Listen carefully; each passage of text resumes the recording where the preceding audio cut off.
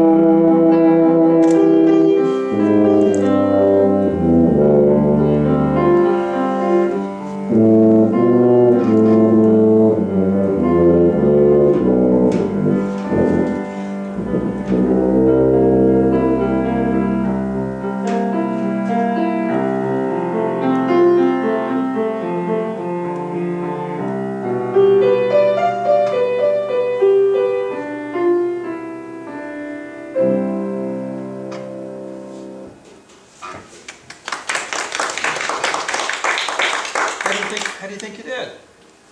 Probably actually one of my best friends. Hey, isn't that great? The photo, a live performance, and I feel you did your best. You can't do better than that. That's good. I mean, I'm really glad to hear that you feel that way. That's neat. Was it perfect? No. But I agree. But you know what? I've never been to, never been part of, never will hear a perfect performance. And I hope I never do. I know that sounds funny, but that's what part of the joy of music is, the human nature of it. you know, and sometimes the imperfections are what makes it more musical. The excitement and the tempo might rush a little bit, or, you know, the little nuance that makes music music. So doesn't bother me to hear that. I'm not one of those people who sits there looking at listening to an individual in circle grown notes, you know. I don't keep scores. So. Let's talk about a couple of things. First of all, your arrangement. I congratulate you on doing that. Did you actually arrange it or just copy a part I copied it over. It's originally an octave higher. I copied it, dropped it down an octave. Transposed it. I'm just a little, I can't play as high as I wanted me to. And a couple notes I changed because it was kind of out of range. Very good. I really compliment you on that. You took the initiative. That's great. That's really good. I compliment you on that. This is not a piece that one would normally think about for your instrument, but it works. Especially when you get more towards the upper register. Tuba has a wonderfully warm sound in the upper register. I told you earlier it's one of my favorite instruments, and the reason is that my junior high teacher was Tommy Johnson. I don't know if you ever heard that name. Tommy was considered one of the greatest tuba players in the world. You know, just a great human being too, and I appreciated. He would pick up a tuba and do. He could do the carnival and that and some tuba. You know, I mean, you ever hear Jaws, the opening of Jaws, a really high tuba part? That was him. Yeah, and I can go on and on, but I won't. But just a couple of things, because you know my job, as I've been telling everybody, is not only to pat you on the head, but kick you on the other end a little bit. You need to set up differently where you can see the accompanist visually. Your eyes can see her, because you can't communicate otherwise. So you need to experiment. Where should I be where you can see each other? She's a very good accompanist, good musician. I mean that. And she's going to follow you, but you got to be able to visually communicate. Also, you may have heard me say to someone about moving with the music a little bit to get into the feel of it. That's also going to help the pulse of the music. And also, it helps your accompanist because now you become a conductor. See what I'm doing? She can see this. If you sit there very, you know, like this, she's guessing, help me out here, you know. So do you agree with that? Yes. Okay, good. So another thing is, when you play music, you never, put an analogy here. If you're in the hospital, I hope this never happens to you, you're in the hospital, you're hooked up to a heart monitor, and you see this. Not good, right? Well, sustained notes have to be looked at that way, upon that way too. We don't want a sustained note to look like this. Notes should grow, diminish. Dee-da. It's much more interesting than dee-da. In my opinion. Yeah. Okay. And you need to get comfortable with that, letting those notes grow. The other thing is phrasing is a little bit of a problem. Yeah. Have you marked your parts where you want to breathe? I did, yeah. I ran out of air. Okay, Yeah. all right. It happens. It happens. But other than that, you know, you can. I wish we had more time, so we could really have some fun. I love your sound, by the way. Are you using your fourth valve at all?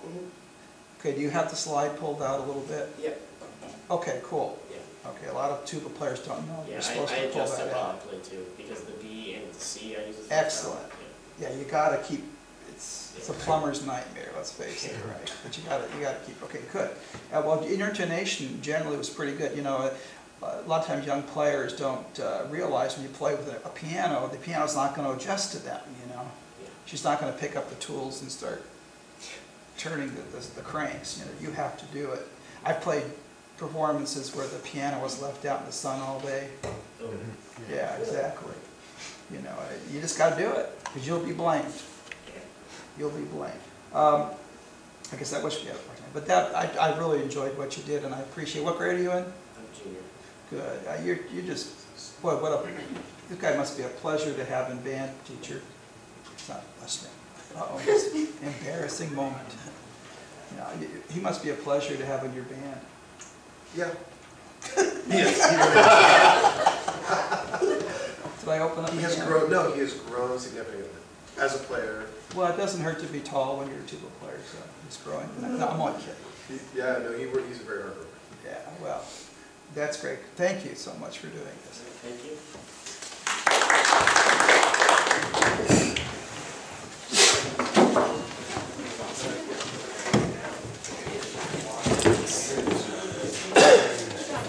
You again.